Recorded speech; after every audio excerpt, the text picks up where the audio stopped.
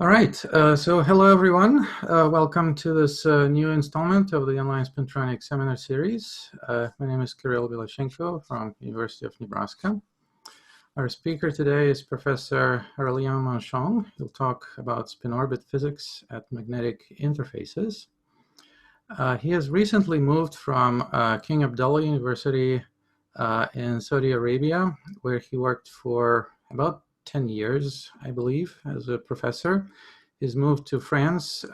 He's now a professor at the Interdisciplinary Center for Nanoscience of Marseille at Aix-Marseille University.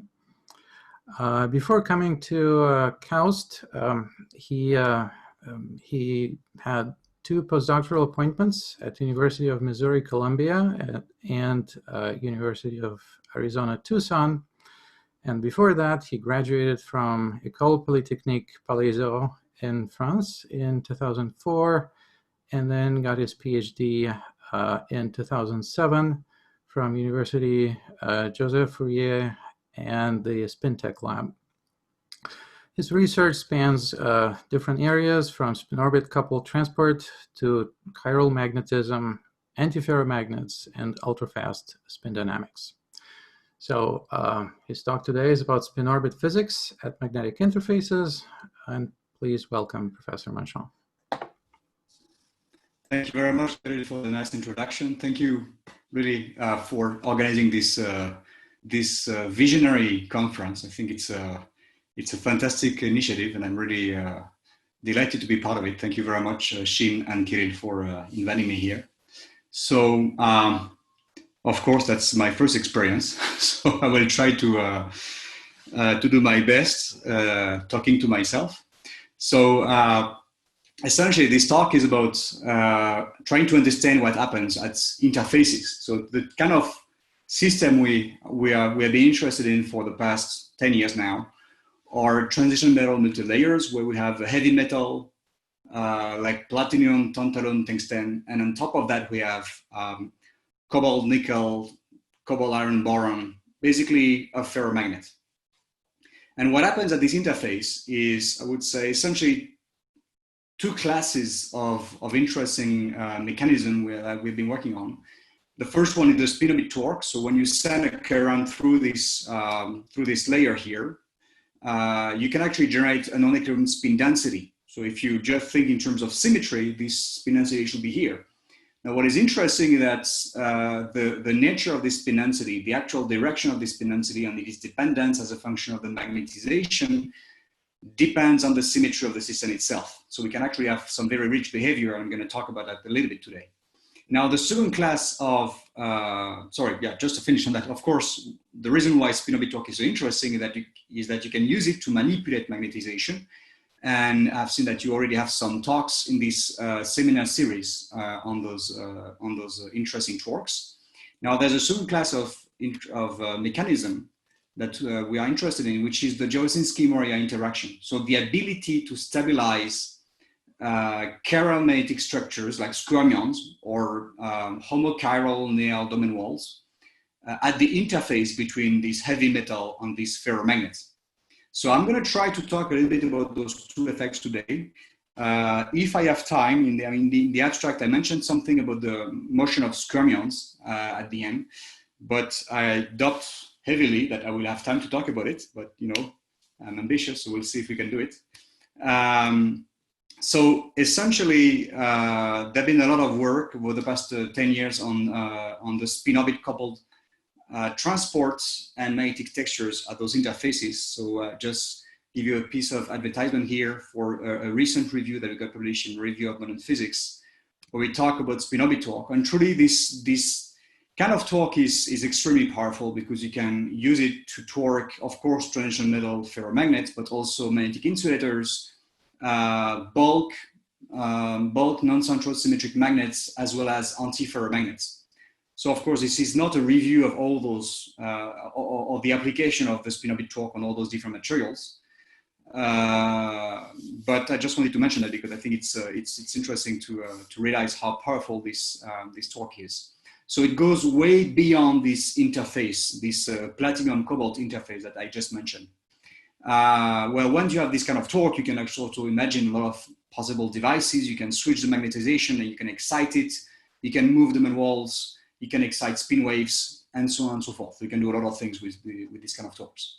And on top of that, because usually they coexist with Dzyaloshinskii-Moriya interaction, then you can manipulate skyrmions with this spin-orbit torque. So, well, I'm a theoretical physicist, so I essentially develop models in close connection with experimental progress. And my objective has been always to try to develop models that can explain the experiment. So I usually try to develop simple enough models, not too complicated, but at least you know, as long as we can keep the physics right, then usually I'm happy. So essentially, spin-orbit torque can be understood by two main models. So this is not the only models, the only effect, but I would say there are the two main effects that explain the spin-orbit torque. The first one is something that we proposed in 2008, and there were actually 3 other groups at the same time or a bit before that proposed the same kind of mechanism. The idea that when you have symmetry breaking and spin-orbit coupling, the electrons, the Bloch waves of your crystal experiences the spin-orbit coupling under the form of the Rashba spin-orbit coupling. So the L.S spin-orbit coupling of the atom translates into this form here, which is sigma dot z cross k. So k is the momentum, sigma is the spin of your conduction electron. So if you look at the Fermi surface, then the spin of the electron will stay tangential to your Fermi surface. In the case of the metal, when you basically have 2 bands, then you can have 2 chiralities. And if you send a current through this system, you're going to essentially shift. It's not the only thing that happens, but I would say that's the main thing that happens. You're going to shift your Fermi Dirac distribution, and you end up building up a spin density. So the spin density will simply be proportional to z cross the current, the charge current. So it means that you can create a spin density out of equilibrium that will be transverse to the charge current. So this is essentially a field, if you want. So if you have magnetization on this system, you can use this Rashba spin density to manipulate the magnetization. And in this case, the magnetization fields an external field. It's actually a non-equilibrium current-driven field. So we were not the only one to predict that. Bernevich did it actually 3 years before that, and Young, Garrett, and McDonald did it about at the same time. Now, there is actually another class of mechanism in the systems, because most of the systems we are interested in are composed of a heavy metal, as I said, and a ferromagnet. So this Rashba spin-orbit coupling is expected to happen at the interface. And we had a lot of debate at the beginning of this field to try to understand whether Rashba spin-orbit coupling really happens. And I'm going to show in a couple of minutes that this actually is a pretty good approximation of what happens at the interface. But now you don't only have this interface, you also have the heavy metal here. So when you send a current through the heavy metal, well, then you're going to have spin Hall effect, right? So you have a separation of up and down spin, and you end up being able to inject a spin current into your ferromagnet. And when this spin current is absorbed by the ferromagnet, you exactly have a spin transfer torque happening. So the torque you have is a damping torque.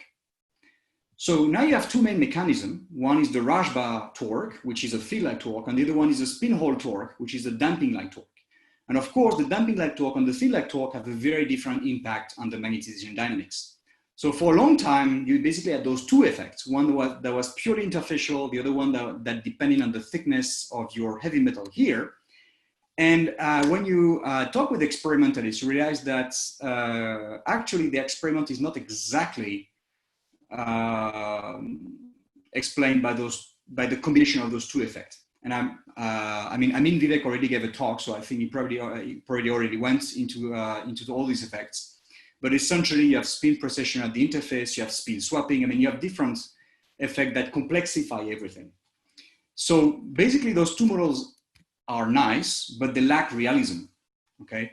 There's also a big issue, which is the fact that usually when you use those 2 models, they are developed in completely different limits. The Rashba model works very well in a 2-dimensional gas, but it's very hard to extend in 3 dimensions.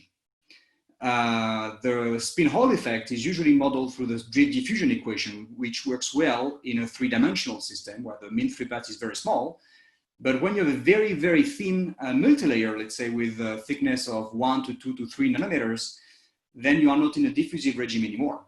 So that's a very big issue of those two simple models. Now, you could, of course, do what actually Kirill is doing and do a density functional theory model. So you actually create your slab, then you extract the, you essentially interpolate your DFT using Vannier functions.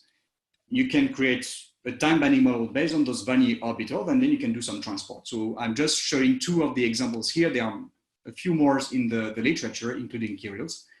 And essentially you can get indeed the current-driven field-like torque, which is the Rashba effect, and the kind of spin-hole torque.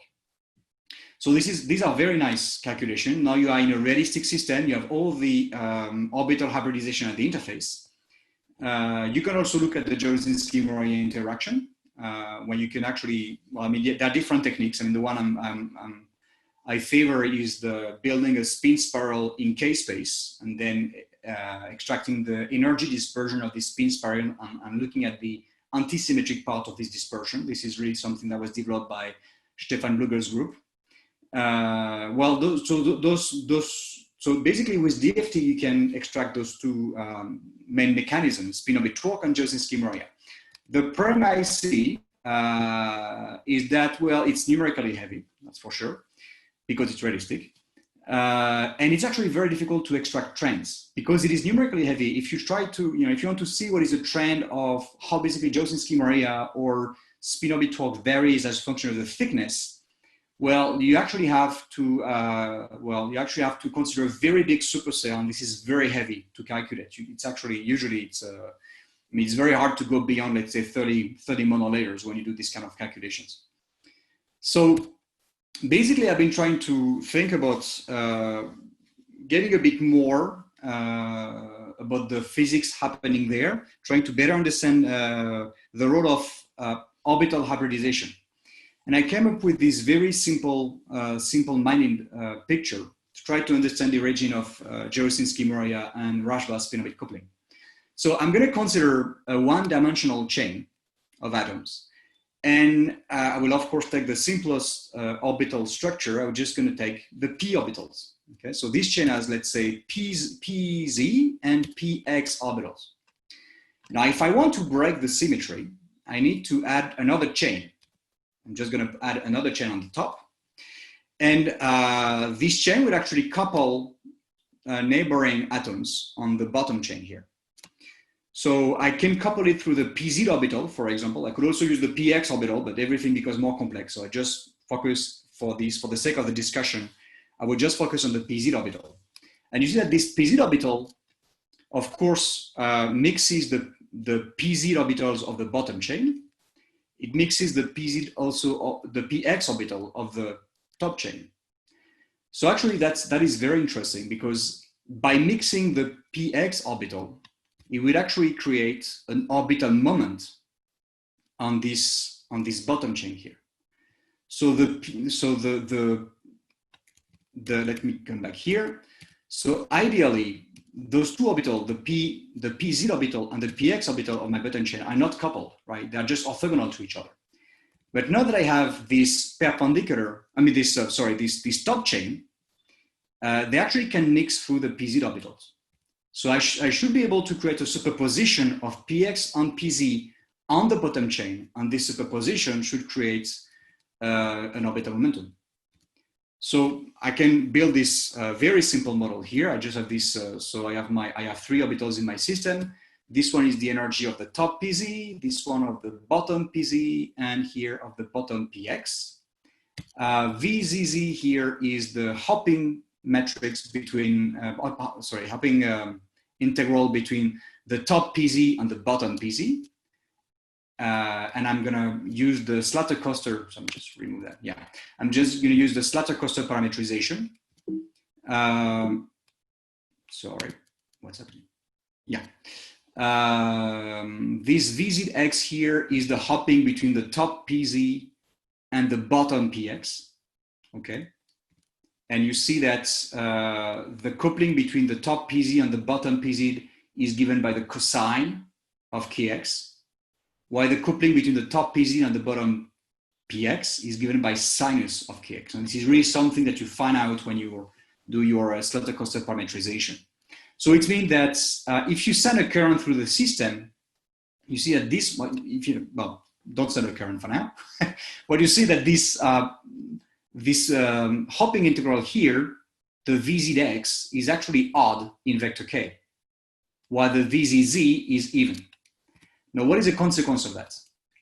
So I'm just gonna diagonalize this Hamiltonian, and I'm just gonna look at the orbital moment of one of the states. So I'm just taking one state here, which is the state that only survive on the bottom chain here, and see that it mixes the PZ and the PX orbital of the bottom chain. Now you see that these PX and PZ are mixed through the VZZ and VZX. Okay, so this is, so they are really mixed through the PZ orbital of the top chain. Now I can just extract the orbital moment of these states, and I see that the orbital moment, of course, is along the y direction, as I predicted here, and is proportional to VZZ and most importantly to VZX. So in other words, if I explicitly write this orbital moment, this guy is proportional to the sinus of 2kxa. So it is actually anti-symmetric in K. So at equilibrium, I have no orbital moment. But if I send a current through my system, I'm going to create an orbital moment along y, Ly here. So at this stage, I didn't introduce any spin-orbit coupling. Okay, this is only a matter of mixing the orbitals. But now, if I introduce spin-orbit coupling, I'm going to basically force my spin to be aligned on my orbital moment. And essentially in the model I just showed, I have a non-zero Ly out of equilibrium. So out of equilibrium, I should be able to create an Sy, sorry. So that's essentially your Rashba effect. So you can analyze different orbitals. So this is, so essentially if you mix Px and Pz, you're gonna have you should have a spin along Sy. If you mix Py and Pz, you should have a spin along Xx. And if you mix Px and Py, you should have a spin along Sy. So that's essentially what is happening at your interface. So of course, if you have d orbitals, because you are dealing with transition metals, then things become more complicated, but the take-home message is the same. You basically have to find the right orbital mixture to obtain the right spin density. So this is really the combination of the spin-orbit coupling and the symmetry breaking that generates your spin texture in momentum space. So as I mentioned, then close to the gamma point, of course, Kx is very small, then you can show that your spin density along y is proportional to Kx, which is nothing but Z cross K. And essentially what you have is the Vasco-Rashba interaction. Okay, you send a current in the system and you're going to create a Rashba field here, perpendicular to the system. Now, if you have a magnetic system, let's say that the bottom chain here is actually magnetic, then at equilibrium, those two, actually the two neighboring magnetic moments, we want to minimize the energy by canting away from each other. Now, the physics here is a little bit more complicated because you have to consider that you have two kinds of electrons. You have electrons, let's say, jumping from the left to the right. They start being polarized on this vector. When they jump to the right moment, they're going to precess around this Rashba field. Now you have the other electron going from the right to the left. So they are polarized along this direction here, and then they're going to precess also around the Rashba field. And basically, to minimize the energy, you have to count those moments away from each other. So that's the Dzyaloshinskii-Moriya interaction. So now what I would like to do is to apply or to extend this vision to a transition metal multilayers. So essentially, well, that's just a, yeah, that's, I'm just going to go very quickly on that, but I'm going to consider a heavy metal. In my case, I'm going to take something that looks like tungsten, BCC. And in this system, I know that, well, the current that is flowing close to the surface should create some Rashba effect. I call it the inverse spin galvanic effect because there's been some debate about how to call it. You can also call it the Rashba-Edelstein effect. Now, of course, if you put a ferromagnet on top of that, you're going to have your torque.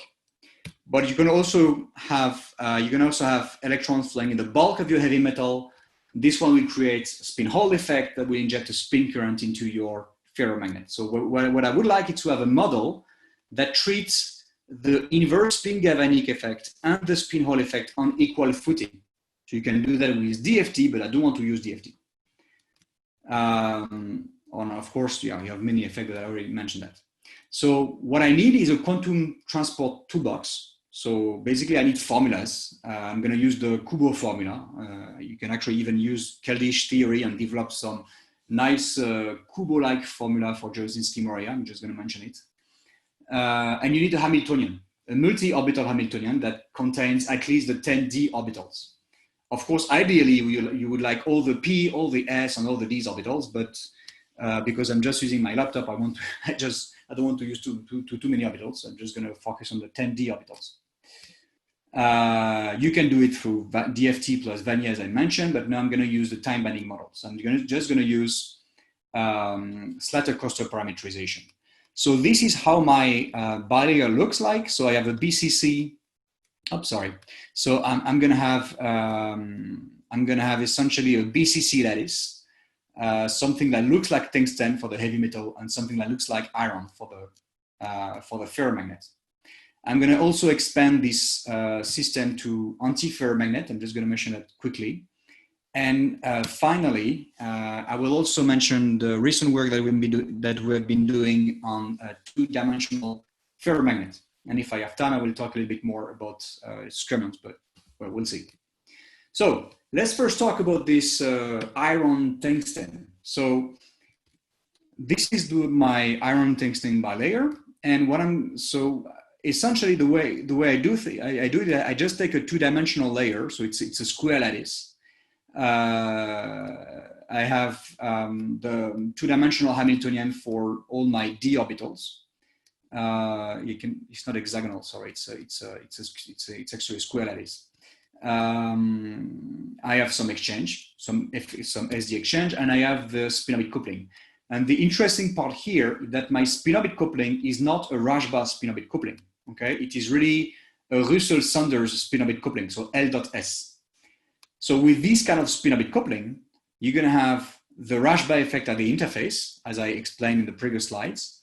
And you're going to have also the spin Hall effect in the bulk of your non-magnetic metal. You can also have spin Hall effect in your ferromagnets. So it's actually very versatile. So this is the Hamiltonian for one layer. And now you just stack all the layers together and you connect them through hopping matrices here, T1, T2. And by just piling them up, you're going to have your slab here. So I can build a slab for my ferromagnet, for my non-magnetic metal, and I can just connect them at the interface here. For the parameters, of course, I could use a fancy method, basically calculate everything using density functional theory and then extract parameters. But this is quite challenging to do in a slab configuration. So here I'm just going to do something very simple. I'm going to use the two-center approximation, and I'm going to extract the bulk parameters computed by Papa Konstantopoulos in 2015. He has a very big book. It has a handbook of time-bending parameters for bulk materials. I'm just going to extract them and inject them in my system. So of course, it has consequences. I do not calculate self-consistently what happens at the interface here, but I'm going to have probably 80 to 90% of the interesting physics. And most importantly, I'm going to treat spin Hall and Rashba effect on equal footing. So that's the actual density of states of iron 5 and tungsten 7. So this is the number of monolayers. That's the one that you can get through density functional theory. And that's the one I have using my very crude parameter extraction method. So of course, well, we can discuss of all the details because you see that there are a lot of differences, but I would say overall, from a high level perspective, you pretty much have the same, something that is reasonable. So you have something that looks like a heavy metal and on top you have a layer that really looks like a transition metal ferromagnet. If you look at the band structure, so here this is a spin projected, band structure. This is the SY component when I span from X prime to X direction. Okay, so minus KX to plus KX. And you see that the SY changes colors. Okay, that's exactly what you would expect for a Rashba spin-orbit coupling. So it means that your spin density is anti-symmetric. So we have the Rashba effect.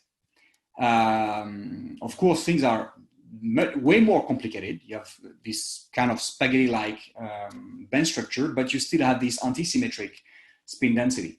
So this one will create a non-equilibrium spin density on Y when you inject a current through the system. Now, if you look at the SZ component, we have the, of course, I mean, this is not very surprising. We actually have the spin polarization, which gives you magnetism. Okay, this one gives you an equilibrium magnetism. So you can actually look at the spin density through the system. So in yellow here, we have the heavy metal. This is the number of monolayers. And on top here, you have the iron. And you can get, so just focus on the black curve. I'm not going to comment the red curve. I just encourage you to have a look at this paper if you want to better understand this red curve here. But what is interesting is that this is the SX component. So the magnetization is on Z. This is the SX component. And this is the SY component. So if you, if you just think of Rashba effect, you should have an SY component. And indeed, we have an SY component here, and we have something like an S1 component. It's a bit weird though, because the behavior is a bit strange, but it's actually negative right at the interface. Now, what is interesting is that this SY component can come from both the Rashba effect that creates a spin density at the interface and the spin Hall effect, because the spin Hall effect accumulates SY at the interface. But this SY penetrates inside the ferromagnets, precesses around the magnetization, and should create an SX component. This is exactly what you see here. Now, this SX component, you actually see this nice precession. You know, you have this damped oscillation around the magnetization. So far away from the interface, the non-equilibrium spin density that you inject dies. Okay, you just have a very large spin density close to the interface. That's really a spin torque effect.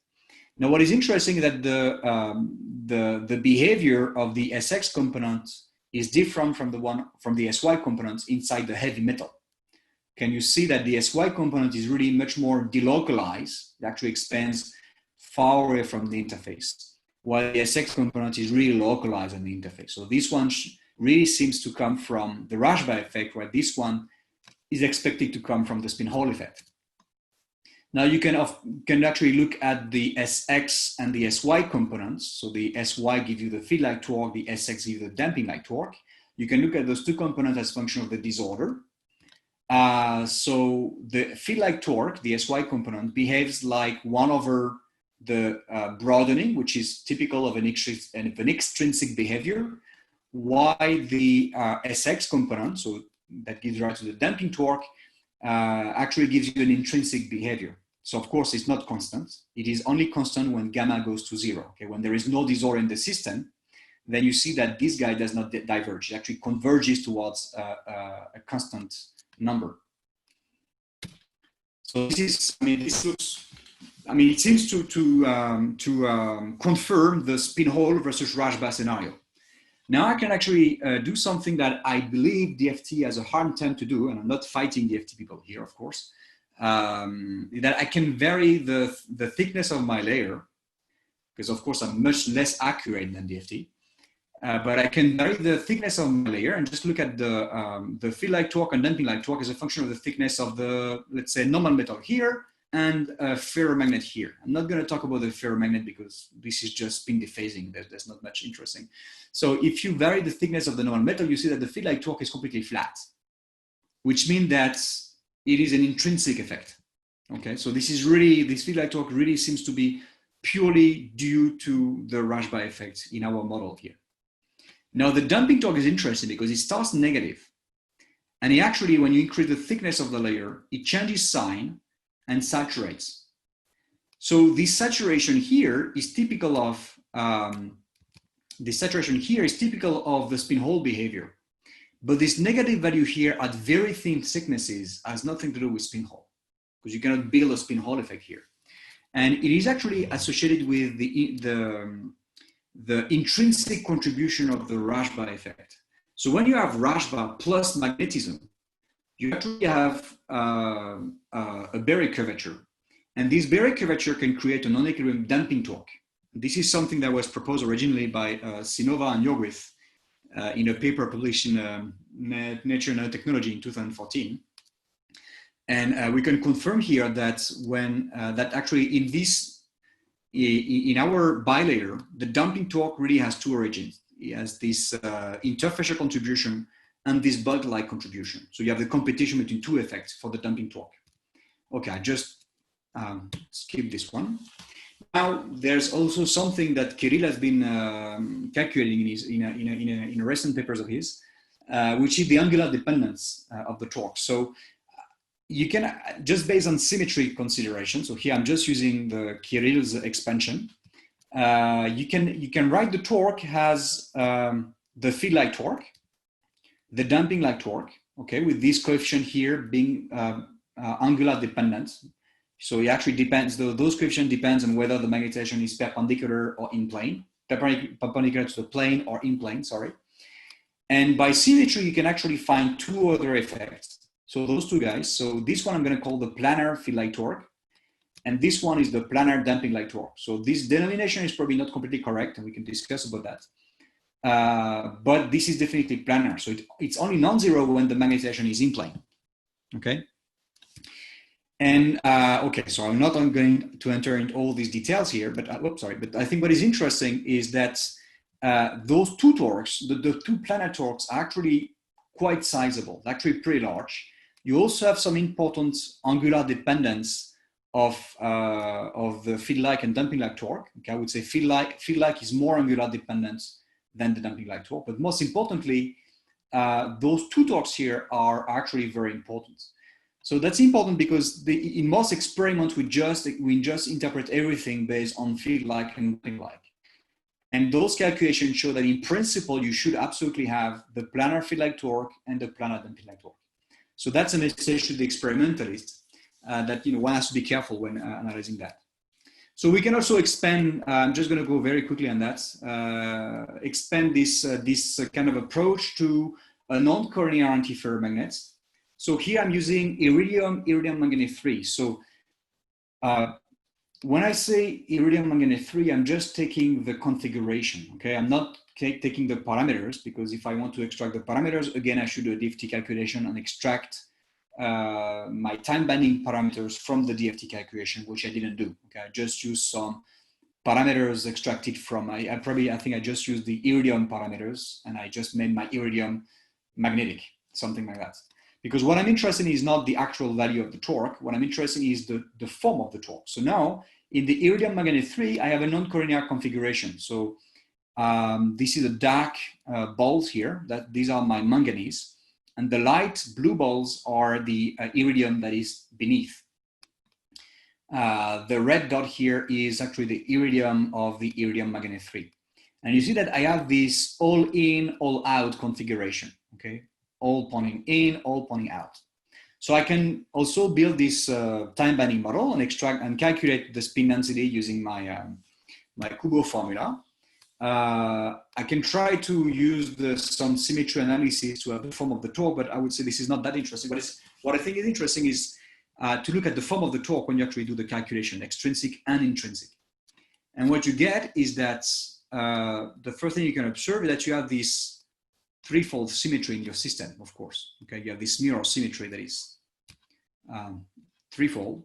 And when you inject a current along, let's say, this direction, what you obtain using this time binding model is that you're going to have actually a pretty sizable torque on this guy here. And you're going to have a torque that will be opposite and half of the size, basically this guy plus this guy equal this guy, on the two other moments. There's also extrinsically a torque that is perpendicular to the plane. It actually only acts on those guys, it is 0 on this one. Now, if I look at the intrinsic part, I know it's super confusing. Okay, I'm not trying to hide anything here. This is complex. Now, the intrinsic contribution, this is the one that you would attribute to the damping like torque. He's also quite funny. So you have no torque on this guy, and you have two torques pointing in opposite directions on the two other moments here.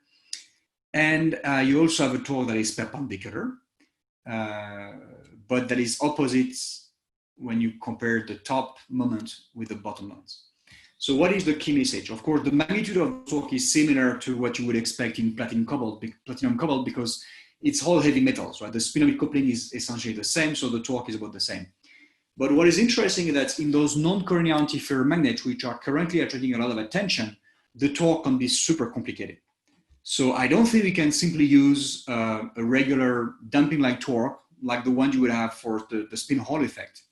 But because of the peculiar symmetry of those non-coronary antiferromagnets, you actually have a torque that is much more complicated. So of course, these are just fairly preliminary results, sorry. What we need now is to do some simulations to understand what is the dynamic that you can expect from that.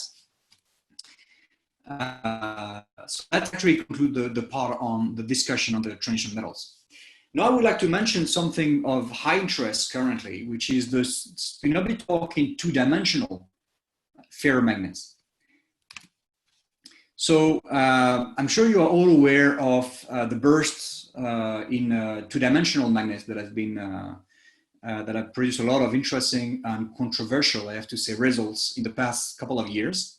So we actually started on our side to work on vanadium disulfide because there was this experiment showing magnetism there. So we just jumped on the topic and started to do our calculation. And then we realized 6 months later that, well, there's actually charge density waves. So, well, I don't exactly know where the debate is, but so we started to work on this one. But so what we wanted to look at is what happens when you actually create a Genuis monolayer. So what we have is this trilayer here. So we have vanadium in the center. So the vanadium carries the magnetic moment. And in the transition metal like icogenide, this vanadium is embedded between a monolayer of chalcogen on top and another chalcogen below here. Usually what you have is the same chalcogen on top and below. But you can also replace one of the chalcogen you can actually replace, let's say, selenium by tellurium.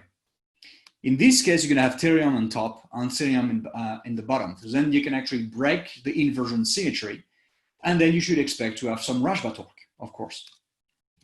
So we performed a systematic density functional theory calculation of the magnetic properties of this system. So we went through, vanadium disulfide, diselenide, ditellurium, and most importantly, sulfur, selenium, sulfur, tellurium, and selenium, tellurium. So these three guys here are the Genuis monolayers. So these are the ones that we are interested in. And what you can see that you have a systematic increase of the anisotropy as well as the exchange when you go from sulfur to tellurium. Okay, and that is really, this really has to do with the electronegativity. What you can actually look at here is the Bader charge of vanadium. So this is the number of charges you have on vanadium. And when you go from sulfur to tellurium, you see that the charge on vanadium decreases. So conversely, because the amount of charges on vanadium decreases, the magnetic moment increases. Okay, that works for the pristine symmetric system. That also works, well, essentially, I would say, not exactly, but essentially with the Genuis monolayer. And you can, of course, analyze and see that when you actually put, let's say, so this is, let's say, selenium, selenium, and tellurium, tellurium, then you see that when you put tellurium, you have actually much less coupling between vanadium and tellurium. And you have much more coupling between selenium and vanadium. So then when you break the symmetry, you actually end up having some very asymmetric orbitals here. And that's what we want to exploit to see the spin-orbit torque. So you can compute the band structure using density functional theory and use the Vanier projection to obtain the spin projected band structure. Again, sorry, mistake, projected band structure. The top figure here is the projection on the selenium atoms. This one is a projection of the tellurium atom. and this one is only the one on the vanadium atom. So of course, all those bands, the reason why you have colors everywhere is that this band structure here, all those bands are a mixture of selenium, tellurium, and vanadium. But if you want to have spin torque, you want to focus on what happens on vanadium only. So this is why we just focused on vanadium here. I'm just not going to talk about those guys. I'm just going to talk about the spin density, the anti-symmetric spin density you can get on vanadium. And then you can get this very nice Rashba effect. So the Fermi level is here. So you expect indeed to have some Rashba effect on your vanadium. You can actually extract this asymmetry and plot it as a function of the material again. So of course, there's no asymmetry when you take the symmetric system. And when you break the symmetry using the Genuis monolayer, then you actually start having some pretty strong asymmetry, and the asymmetry is maximized for selenium, tellurium. Okay, we can also develop some time bending model. I will just spare you with that but essentially all the idea that I mentioned at the beginning of this talk can be applied here. You can build a time bending model with, let's say, the relevant d orbital, the one that contributes mostly to this spin-orbit coupling, and you can indeed even get some expression for your Rashba spin-orbit coupling. But that's not really what I want to talk about. What I want to talk about, to conclude on this one, is what kind of torque do we expect? So when you have a Genuis monolayer, you have an hexagonal system with no inversion symmetry. So in this case, your system is in a C3V point group. So it means that you have a threefold rotation plus a mirror symmetry. If you apply this symmetry operation on the field-like torque, on the current-driven field, what you end up with is something like that. So the first one is your field-like torque, nothing surprising here. The second one is the damping-like torque, and you see that there is a part that is basically depends on the orientation of the magnetization. This is something you can also get for topological insulators. I mean, there's nothing crazy here. This is essentially a damping torque with some asymmetry. But what is mostly interesting is this last torque here. And this torque, I'm going to talk about it a little bit more in a few minutes. This is something that's been identified by Arne Bratas in iron 3, germanium, tellurium 2. And this is actually an interesting torque because it acts like a current-driven anisotropy, magnetic anisotropy. So you could actually use it to switch the magnetization without magnetic field. Well, unfortunately, when we actually do the calculation, that's a nice collaboration with Jose Garcia and Stefan Roche in ICN2 in Barcelona. They actually calculated from the Vanier Hamiltonian. They calculated the torque. So the torque depends on whether the magnetization is perpendicular or in plane. So we have a very strong anisotropy. But you see that our torque is essentially dumping-like and field-like. We actually cannot observe this torque here, and that's a shame, to be frank, because that would have been really nice. But anyway, so basically, what we can show is that we can actually have some torque, and if you, I will not do that now, but if you actually compute the torque, what is kind of interesting here that your torque can increase severely, dramatically, just by changing the Fermi level. So you could imagine to gate your transition metal ferromagnet and change a little bit the Fermi level, and then completely change the magnitude of the torque. And this is working the same for field-like and damping-like. Okay, so it actually means that you can really control the torque by gate voltage. And this torque here, okay, it's not a lot. It's like 3%. So this is the effective spin Hall angle, if you wish. This torque is actually sufficient to obtain a decent critical current for the parameters of our vanadium, selenium, tellurium. Okay, so now if you are still alive, I would like to use probably 5 to 10 more minutes, more than that, on the Dzyaloshinskii-Moriya interaction. Because of course you can also use the same models to compute Dzyaloshinskii-Moriya interaction. So I'm not gonna talk too much about that. I'm sure you are all very well aware of the nature of Dzyaloshinskii-Moriya of its importance. Gosh, sorry, for the room temperatures, skyrmions, sorry for that. We have actually started to do some calculation a couple of years ago in collaboration with Stefan Blugel.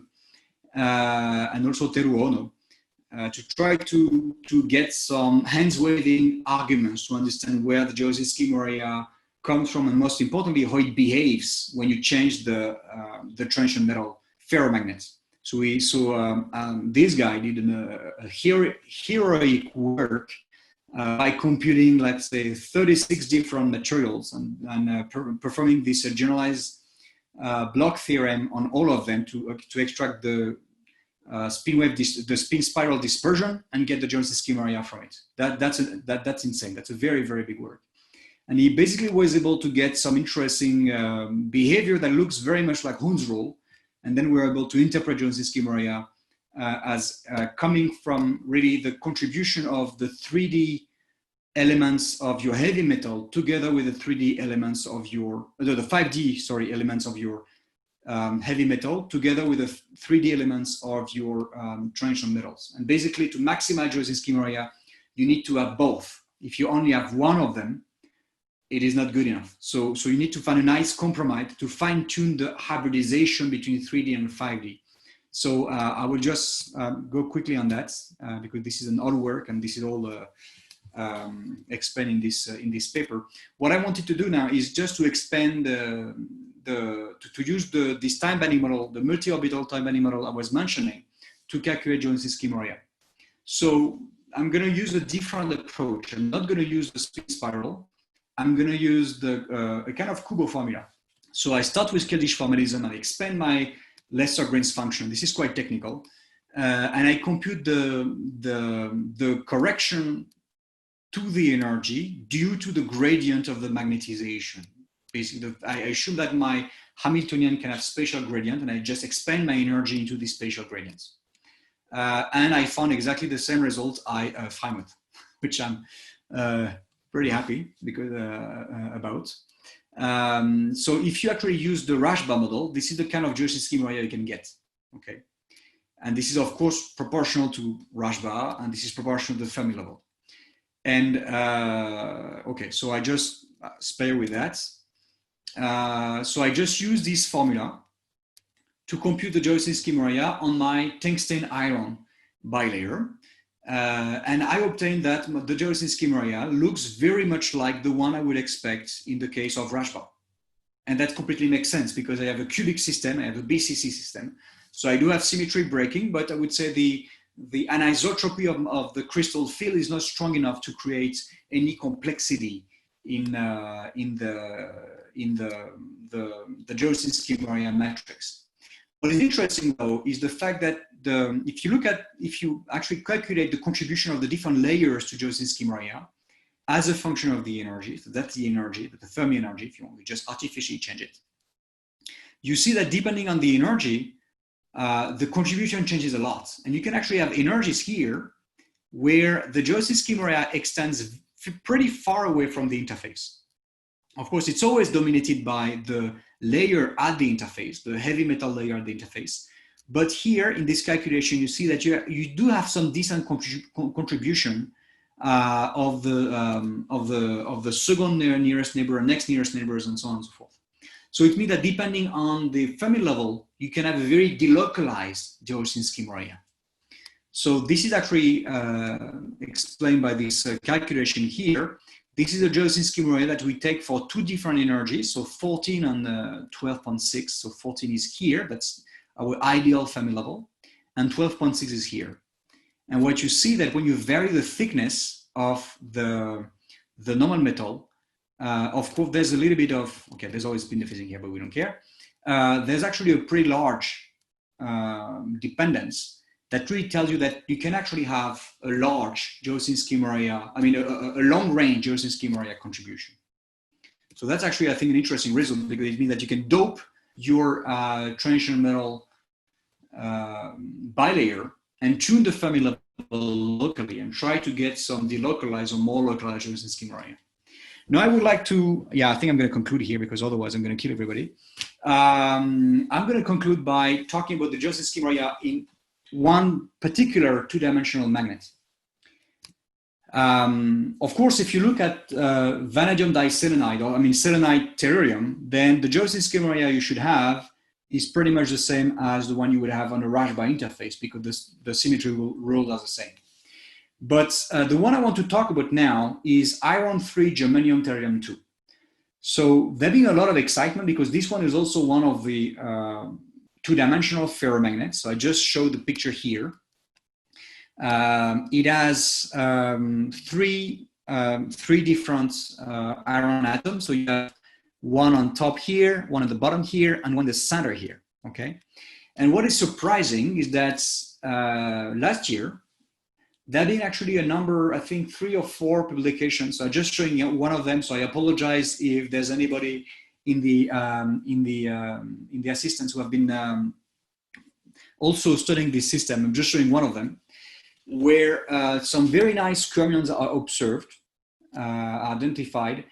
And what is quite interesting is that this is done on a very thick iron 3 germanium, so I'll say, let's call it FGT layer, okay? So this is not just a monolayer, it's a very thick, I don't remember how thick it is, but it's probably tens of nanometers thick. And in this system, you can still observe skyrmions. And that was, that's actually very surprising because, well, if you look at, I would say if you look at the point group of this system, it's a 6-bar M1. So it means that it has, so this system has a threefold improper rotation plus a mirror symmetry. So you could say, okay, that's fine. You have inversion symmetry breaking. So if you have inversion symmetry breaking, you should have some Dzyaloshinskii-Moriya. And we actually get Dzyaloshinskii-Moriya. But if you look at the structure here, this is very different from what you would have at an interface. So if you expect a Dzyaloshinskii-Moriya, this should be a very different Dzyaloshinskii-Moriya compared to, say, what you observe at interfaces, okay? This Dzyaloshinskii-Moriya is not expected to stabilize Néel skyrmions, that's what I mean. So I'm not, okay, I think this is still in debate, but at that time we wanted to understand at least what what one monolayer does, okay? If one monolayer has Dzyaloshinskii-Moriya, and if so, on which form? And if you look at this monolayer here, you see that the iron 1 and iron 2, they actually are inversion partners, okay? So if you just take it, if you isolate iron 1, you do have inversion symmetry breaking exactly, I would say pretty close to what you would have at an interface. So these guys should have what I would call a Néel Dzyaloshinskii-Moriya, okay? The Dzyaloshinskii-Moriya that could stabilize Néel skyrmions. The problem that's on the other side, through the mirror symmetry here, you also have iron 3. And this one has exactly the opposite environment. So the Dzyaloshinskii-Moriya at this level here should cancel the Dzyaloshinskii-Moriya at this level here. So the only one you end up with is the one of iron 2. And actually iron 2 is highly symmetric. I mean, it has inversion symmetry breaking, don't take me wrong. But you see that the symmetry breaking is not very strong. I mean, the inversion symmetry breaking is not as strong as the one from iron 1 and iron 3. So what we did is, I mean, I encourage you to have a look at this paper here. We tried to give some microscopic analysis, but I just directly jump on some high-level analysis. If you actually look at this 6-bar M1 point group, Arne Bratas has shown very recently that the damping lag torque should have this form. And in fact, the only torque that exists in a monolayer of iron, germanium, tellurium is this particular damping lag torque. So that's very intriguing because this damping lag torque, you can actually show that it derives, it's actually not damping lag, okay? It looks like a damping lag torque because it's even in magnetization reversal. But you can actually show that it derives from an energy. So it's actually a conservative torque that gives you a current-driven anisotropy. Okay, this is what I mentioned previously. This is what you should have in the case of iron, selenium, tellurium, but for some reason we don't have it. I mean, that's some pretty good reason, I think, for that, but we can discuss about that later. Now, I can actually make a connection between this damping lag torque and the Dzyaloshinskii-Moriya. And again, this connection was made by Frank Freimuth. And what we can show is that the susceptibility, so if you want the torquens matrix is directly proportional to the Dzyaloshinskii-Moriya matrix. So if you are able to get the torquens matrix, like here, this one, you can directly deduce the Dzyaloshinskii-Moriya form. And this is what we get. We actually get that the Dzyaloshinskii-Moriya has this form. And you see that this is actually a total derivative. It's not on the form m cross dm dx, for example.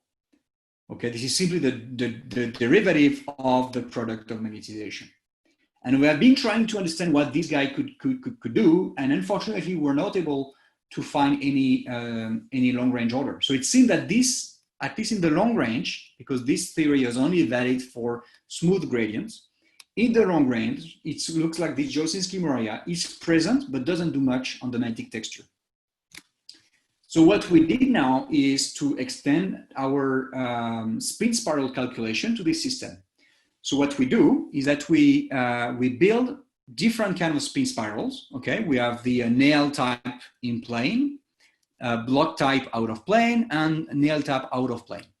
So for those who are familiar with skyrmions, the Dzyaloshinskii-Moriya that acts on that create nail type skyrmions is the one that you can that basically stabilize nail type out of plane spin spirals. Okay, that's this one.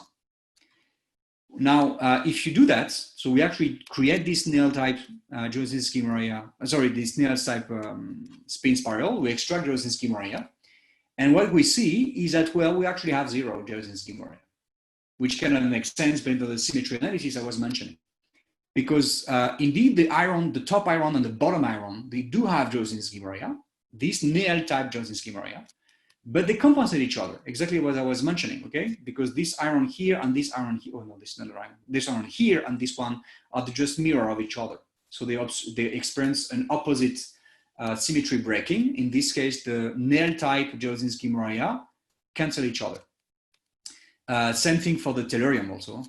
Now, if you build the block out of plane spin spiral, same thing, you can actually have essentially 0 Dzyaloshinskii-Moriya.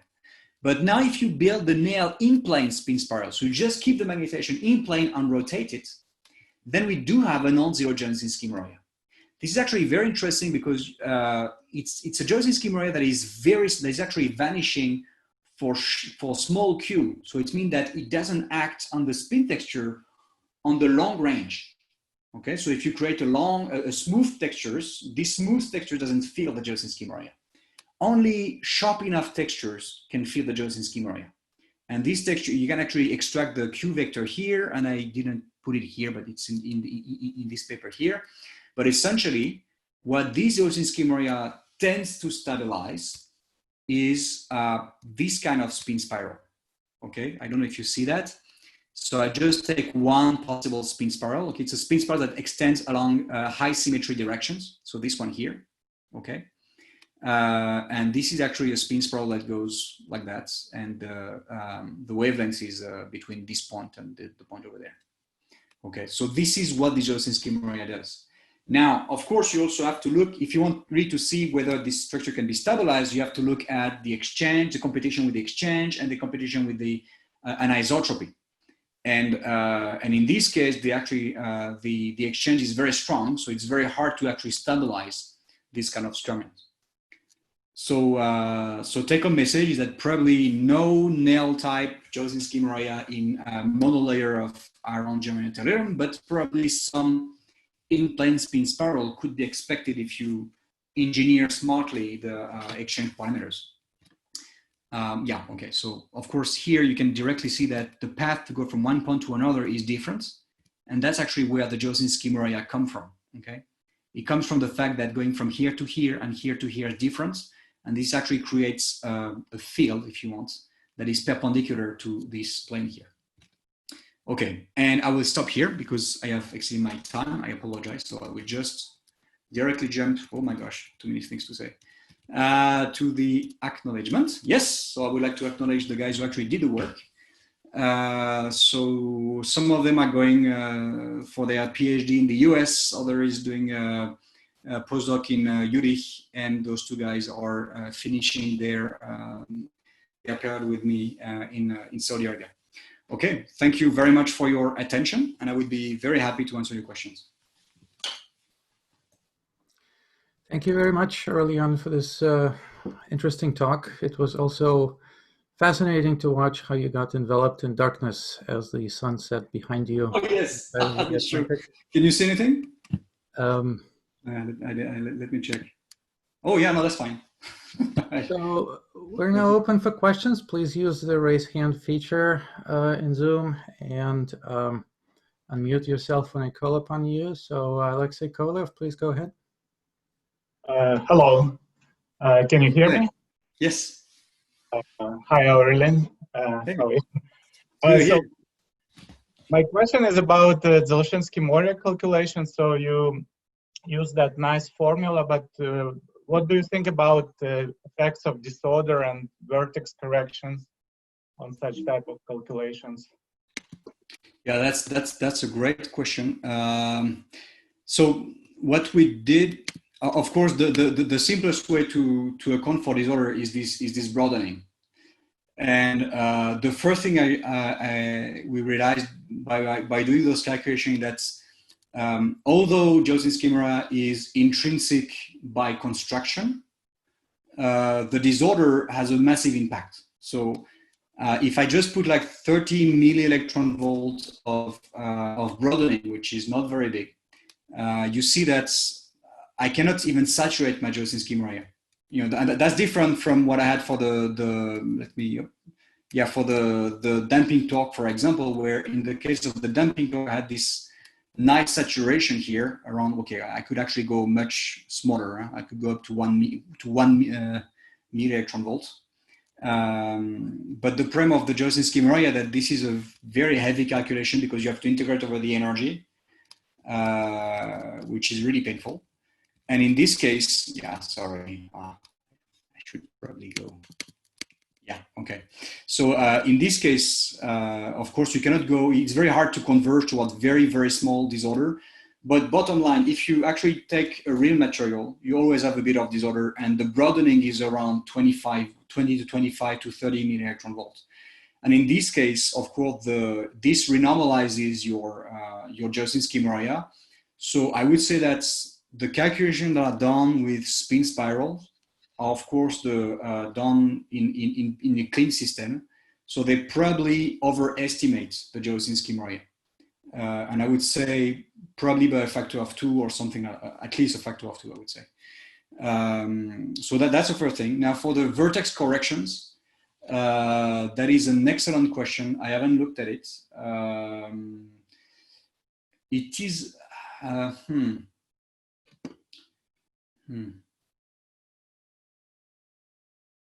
Yeah, I mean, you should have those vertex corrections.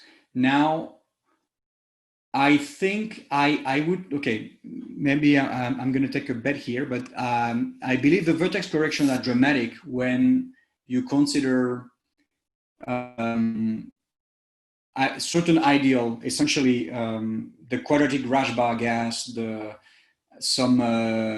well, even the linear Dirac cone is fine, but when you take essentially a system with, when you have this ultraviolet divergency, so basically your band structure expands to infinity.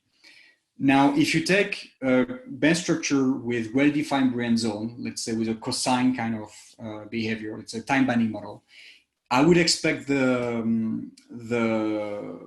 vertex corrections to, of course, they will be here, but they're not going to cancel the effect. Okay, I'm not expecting to have the drama that you have with the Rashba spin Hall effect.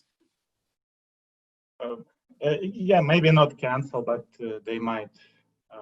Like typically, these samples are very disordered, right? So it's like. I would say that I would expect the same order of magnitude, because I mean the calculation I've seen with the vertex corrections, usually you have a renormalization when you do it. Well, maybe I'm wrong. Okay, it's because it probably depends also on the kind of structure. But I mean, do you know any system where the vertex corrections are dramatic? Dramatic, not just renormalizing. I mean, I know systems where the broadening is basically so large that it can like comparable to all the gaps. So as a result, it's not clear how you can even interpret sometimes your. Well, that's what you have in gallium arsenide, right? terms. The gallium arsenide, the broadening is the one you extract from experiments is like 100 megaelectron volt, which is. So for example, cobalt platinum bilayers, if you take even such systems, so disorder is usually so large that interpretation in terms of intrinsic becomes sometimes questionable.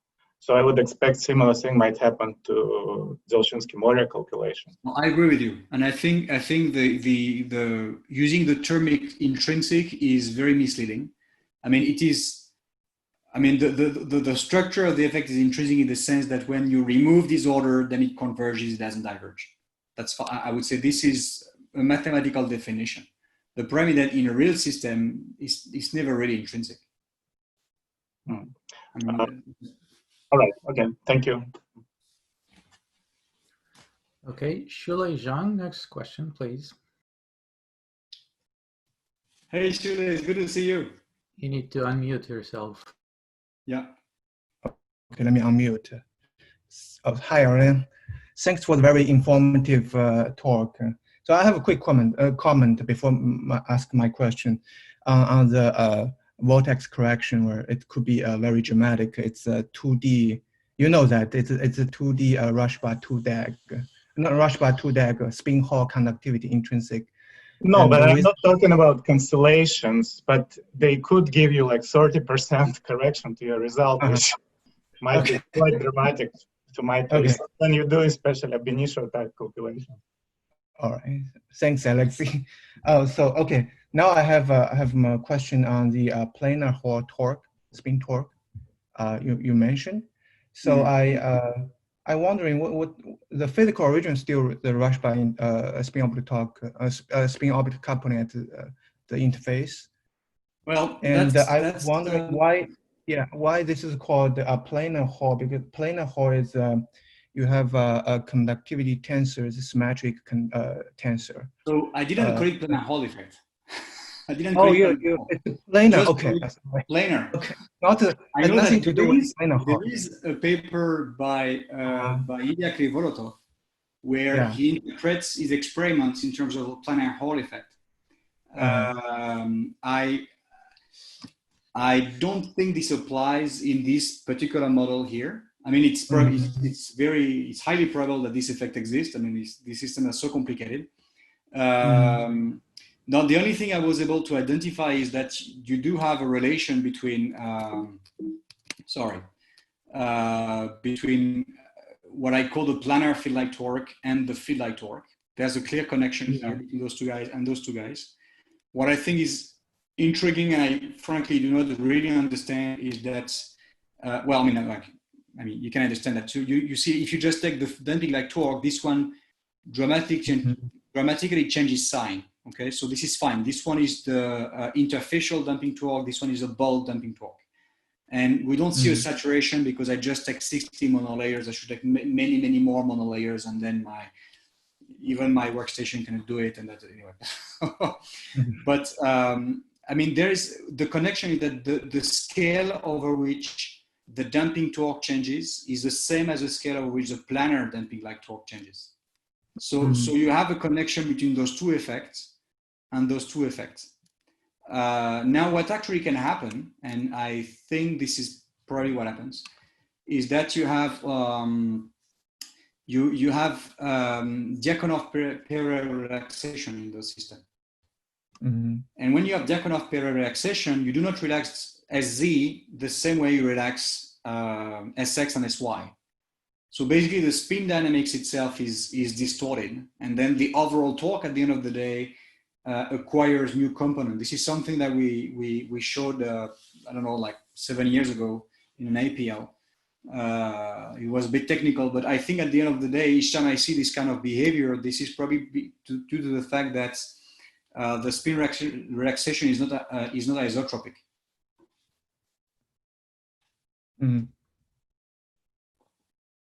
Okay, thanks.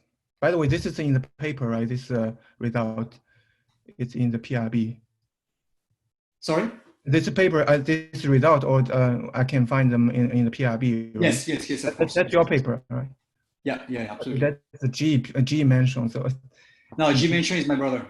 Oh. Okay, thanks. Welcome. Okay, thank you. Ran Cheng, next question, please. Hi, thanks. So I just have a quick question. I missed the first part of your talk. So I was wondering if your formalism can be used to calculate the thermally induced spin torque, such as if I have a temperature gradient, but I do not have an electric field. Is the same formalism also applies? Yeah, I mean, you just have to change the velocity operator. So basically, I don't know if I have it. Yeah, I don't think I have the explicit expression, but yeah, this is, yeah, you can essentially, there's a very nice work by Gentatara where he write the temperature gradients in terms of a vector potential. And when you use this definition, you can directly inject the thermal gradients into your Kubo formula. You just replace the electric field by the thermal gradients with some, I think there's some energy derivative or something like that. But yes, in principle, it's possible. Yeah, definitely. All right, thanks. Stefan Blugel, next question, please. Hi, nice to see you. And I was also impressed about the fact how you darken, how the south darkened, while we in the north have still daylight. Oh, really? Yeah, now it's gone, but you know, you could see how it in the Mediterranean coast already it's setting, while we in the north have still daylight. I have one comment I would like to make about the disorder. Some time ago, we investigated actually the disorder of the cobalt-platinum system in a different way, using CPA basically, and then do classical spin spiral and JIJ calculations for the disordered system. And then it turns out it's actually rather complicated, because, you know, if you have disorder, some cobalt atoms go into the platinum, and of course some platinum atoms go into the cobalt. And then you have a really different, you introduce, so to say, a different profile into the DMI, into the platinum, and so on. So at the end of the day, if you sum up all components, the DMI reduced only by 20% in total. But if you do the same thing for iron iridium, you know, it was 80%. So it really depends very much on the system. And I think maybe there's not a general rule. I think one has to investigate it a little bit more carefully, because also the magnetic moments are changing. Cobalt is has a very stable magnetic moment. Iron, for example, changes a lot by disorder. Yeah, I remember that when we were working together on this iron iridium, this is a nightmare. Yeah. Iron iridium is very sensitive. But when you use CPA, maybe a naive question, but does it take into account the vertex corrections? No. Take into account the vertex corrections, no. Okay. If you think they are relatively small for these systems. Why is that? I forgot the argument actually, but we looked at this once. We can calculate this vertex correction in some instances. It is a little bit time consuming, but we checked a few cases and it was relatively small. Okay. Let me comment on one other findings of you, where you say you write down in this model of the Py and Px orbitals the orbital moment, and you found it's an odd number of k. It's a sine function of kx. That's what you showed in your presentation. Yes. And I interpret this such that if you have time inversion symmetry, for example, you go from kx to minus kx, the orbital moment is changing sign, and therefore the total orbital moment as in any solid is basically zero. So that is my interpretation. Yes, absolutely. Yeah, that's true. Yes. This was my comment. Thank you. Okay. Thank you. Since CPA was mentioned, let me mention that There are vertex corrections in CPA transport calculations, but my understanding is that the nature of those connections is completely different from the vertex corrections that you do in linear response. Those are CPA vertex corrections. It's not the same thing, isn't it, Stefan? Yeah, that's true. So I think for the DMI calculation as such, the way we do it, I think that I don't expect vertex correction. I mean, the formula that he wrote, it was just intrinsic formula. Obviously, it lacked Kuba formula type. Yeah, because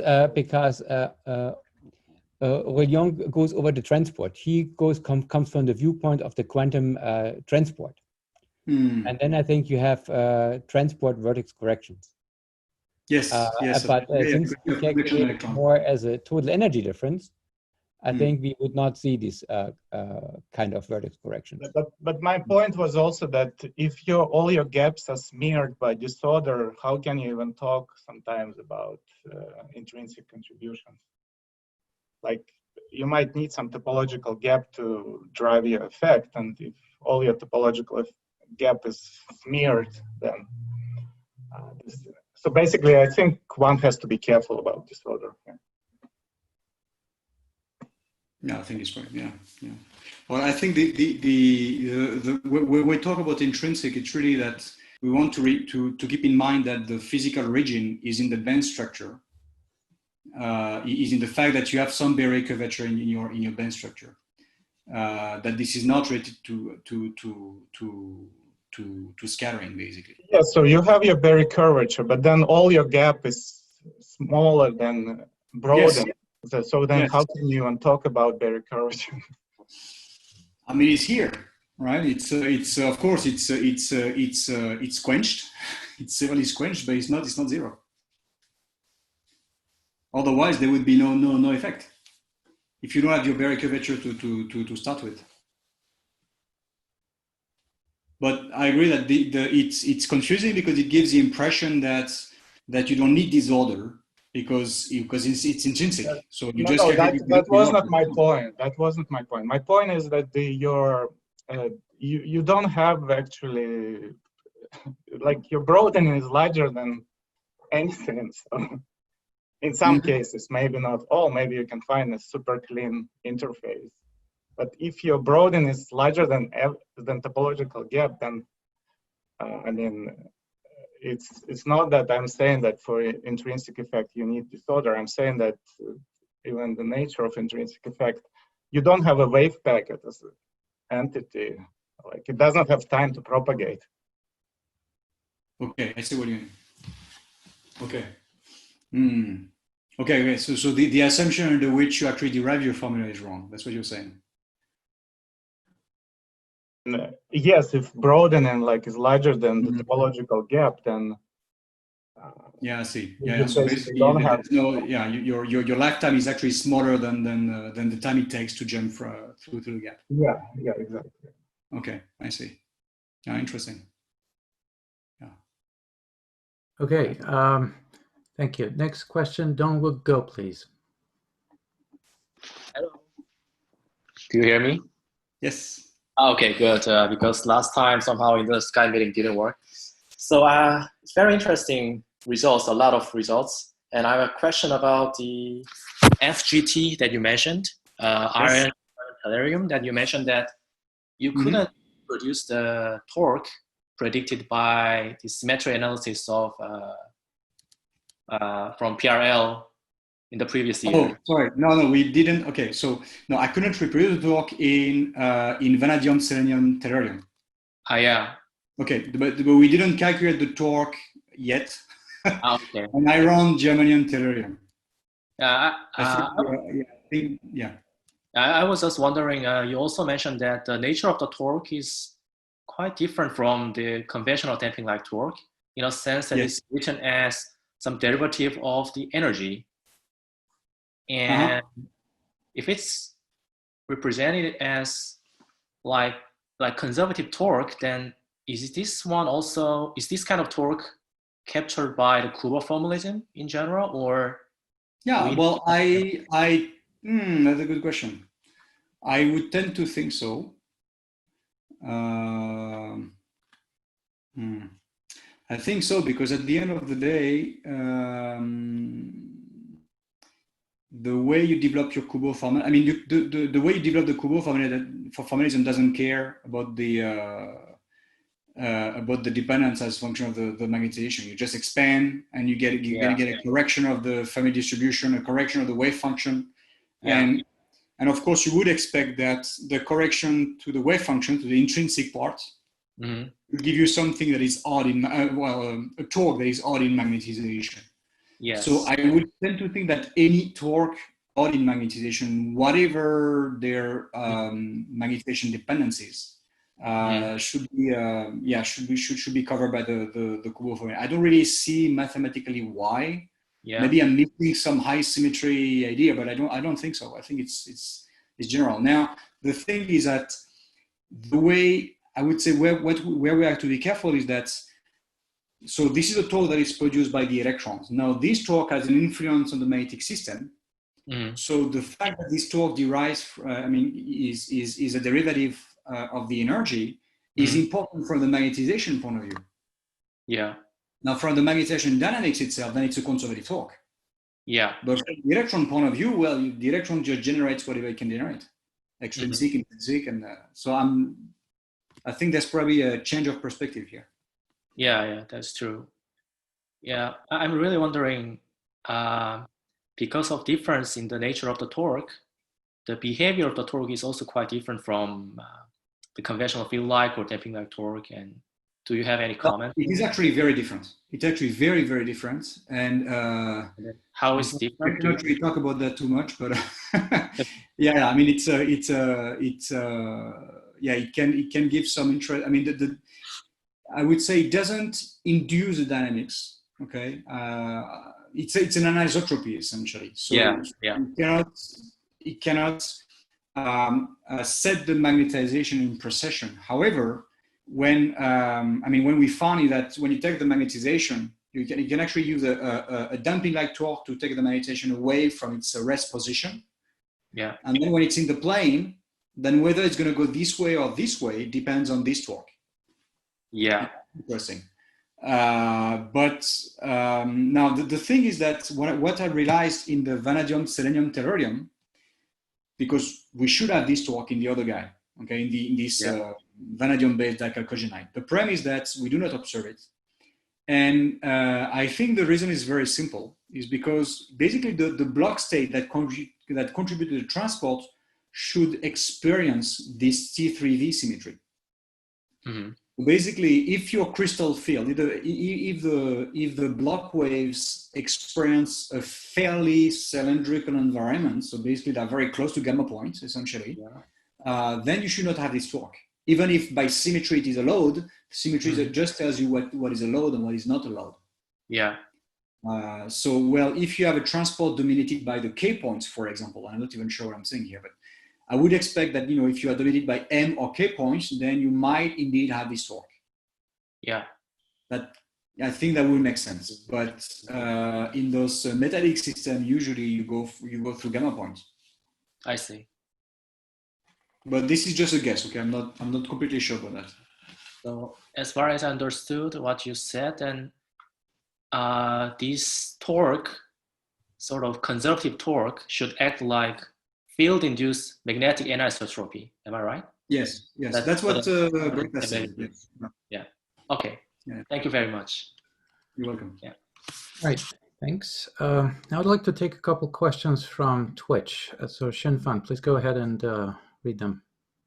Okay, so we have two questions from Twitch.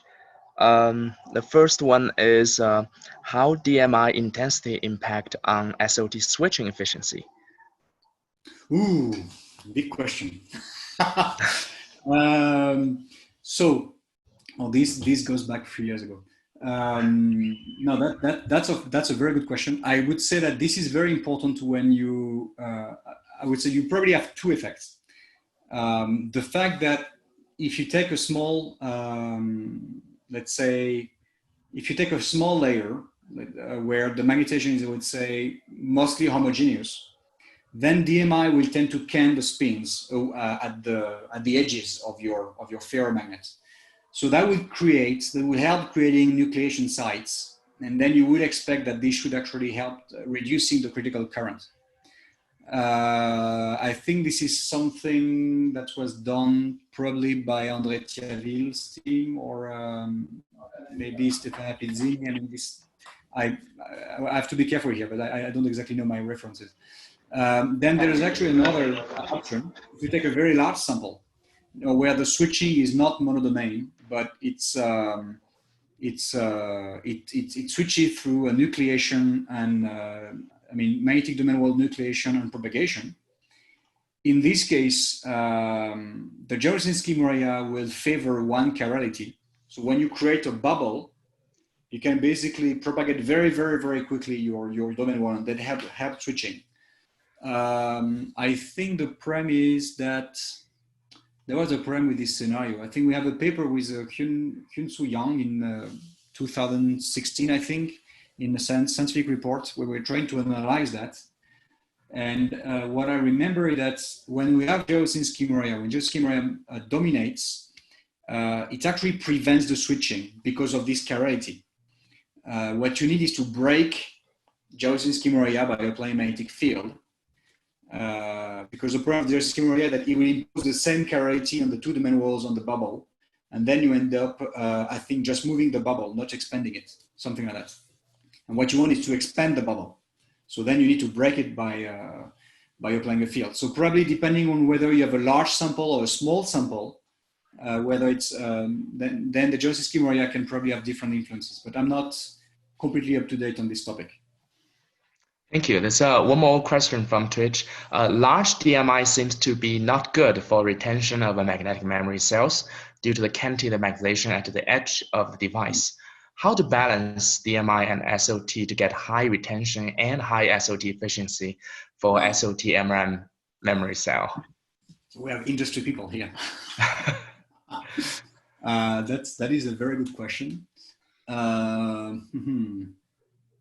Well, I would say, if you want to have a memory cell, would you need to have DMI? I mean, would it be better to just cancel find a way to cancel DMI by, I think if you use, I'm not sure if you have hafnium or gold. I mean, gold definitely kills DMI. But if you just dust the interface, then you should be able to quench DMI, which is purely interfacial, and then you can get advantage of the bulk of your heavy metal to inject a spin hole. That's probably one scenario. Yeah. Thank you very much for your comments. That'll be all questions from Twitch. Okay, thank you. Okay, thank you, Shin. Sebastian Diaz, your next question, please. Hi, I was wondering if you could walk us through the main points of the part of the talk you couldn't get to on magnetic. Okay, well, thank you so much. The idea was just to show a few scenarios to try to enhance skyrmion motion and skyrmion mobility. Okay. And the first scenario that we have been trying is to exploit this topological torque. So we all know that when we send a current in a magnetic object that is topological, we have a topological Hall effect. Okay, so essentially you send a current. This is a vortex here, but it works also for skyrmion. You send a current. This current will be redirected. We basically experience Hall effect, and as a reaction, your topological object will also experience a Hall effect. So it's like just going away from each other. And of course, you can show mathematically that because you have this topology, then the electrons that are flowing through that will experience a magnetic field. There is an emergent magnetic field coming from the derivative, the Berry curvature actually of your skyrmion, of your object. You're going to trick the electron essentially. So the idea that we had is that this current, this spin current that is flowing this way also exerts a torque on the system, because you basically have a spin current flowing transversely, and this spin current should also exert a spin torque. So we tagged it the topological torque. It's probably not completely correct, because it has nothing to do with topology. It has to do with the geometry of the Berry curvature. But, so this is this one here, okay? So this topological torque is interesting because it depends on the gradient, and most importantly, it increases when you reduce the size of your skyrmion. So the smaller the skyrmion, the stronger the topological Hall effect, and then the stronger the topological torque, and the stronger the skyrmion Hall effect. So that's the idea. So now if you take a skyrmion, if you take a chain of skyrmion along one layer here, you just take one skyrmion to start with. You take this skyrmion, you actually move this skyrmion. Just by moving this skyrmion artificially, you're going to pump a charge current, and this is what we demonstrated here. And this charge current is coming from this topological Hall effect I just mentioned. It's a topological Hall effect that works in a wire. So the electron cannot go this way, so they only have to go this way. So when you move your skyrmion, you actually pump a charge current. So you could actually use this effect, what we proposed in this paper here, to enhance the mobility, the collective mobility of a chain of skyrmion. So you can actually put different skyrmions here in the chain. So when you move one skyrmion, this skyrmion will actually pump a charge current to the next skyrmion, which will push the skyrmion a bit further. So then you end up having an enhanced mobility that is due really to the topology of the skyrmion. So the smaller the skyrmion, the stronger this collective mobility. So that was one idea. Well, I was also presenting, but I will probably skip that. We also try to understand the way the skyrmion behave in a polycrystalline sample, and why the Hall effect of the skyrmion itself, although the skyrmion doesn't really change size, the Hall effect of the skyrmion depends a lot on the disorder of the system. So this is the path that you have for a clean system. This is your regular Hall effect. But when you reduce the size of the nanocrystals, then you see the Hall effect increases. And this is because, I think this is what we interpreted in this simulation. This is because actually the skyrmion slides, it actually slides against the boundaries of the nanocrystals. So then we interpret it. So I will go fast because it's really going, I don't want to spend another half an hour. But we try to connect that with the critical current to move the skyrmions, and as a function of the size of the disorder. And we indeed find that there is, when you change the size of the when you change the size of the nanocrystal with respect to the size of the skyrmion, there's a typical size for which there is a maximum Hall angle, okay, which is, it's not a resonance, of course, but that's basically when the size of the nanocrystal is as large as the skyrmion, then this effect is very, very strong. The sliding will be very strong, and then you can have an enhancement of the Hall effect. So which tell you that basically ferromagnetic skyrmions still have a lot of issues before moving fast. So the other idea that we had recently was to try to apply this topological torque on the antiferromagnetic skyrmion. And the idea was that, that in the case of an antiferromagnetic skyrmion, when you send, let's say, when you send a current through the skyrmion, there is no Hall effect, right? Because there's a compensation of the Hall effect. And at the end of the day, the velocity here is given by the non-adiabaticity, okay? The beta coefficient. But when you have topological torque, because there is topological spin Hall effect here, then this beta parameter is enhanced.